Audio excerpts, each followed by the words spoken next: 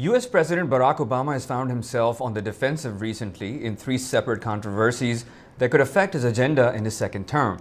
There are lingering questions about the killing of the U.S. ambassador and three other Americans in Libya, and now the president faces even more scrutiny over the actions of two major government agencies. I spoke about this with our national correspondent, Jim Malone. Let's take a look.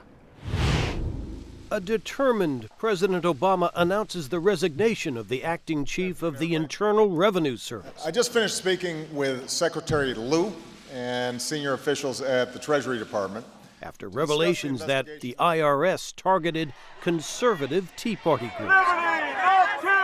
It's inexcusable, and Americans are right to be angry about it, and I am angry about it.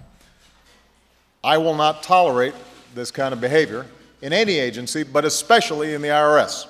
Well, of the scandals or controversies facing the Obama administration at the moment, clearly the Internal Revenue scandal is the most serious and could be the most politically damaging.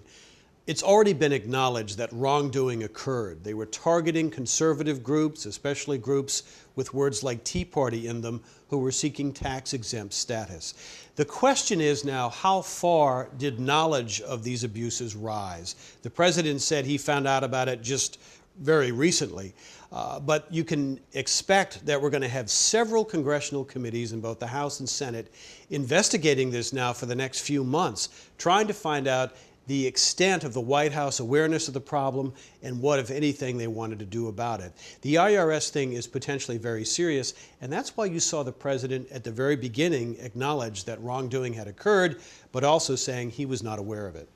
And in your perspective, you've watched a lot of developments like this over the years with a number of different presidents. How do you feel the president's public relations team has handled this issue and the others that the administration is facing? Well, of course, the worst thing, and we've seen it before for second-term presidents, they have several things hit at once. It's a little unusual, but you have the IRS scandal, you have this issue of the continuing questioning about their handling of the Benghazi attacks last year in Libya, and thirdly, this furor that's erupted over the Justice Department obtaining secretly phone records from the Associated Press as part of a leak investigation.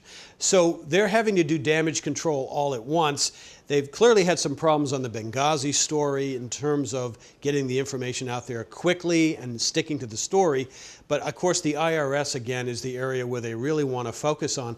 They want to make sure that's contained at a lower level to people working just in the IRS. But it has come out that some White House officials were made aware of this. How high that goes, how long they knew about it, this will all come out in the congressional investigations now proceeding. But clearly the IRS scandal is the one they're most concerned about, and I think it's the one they're going to work hardest on in trying to limit the political damage.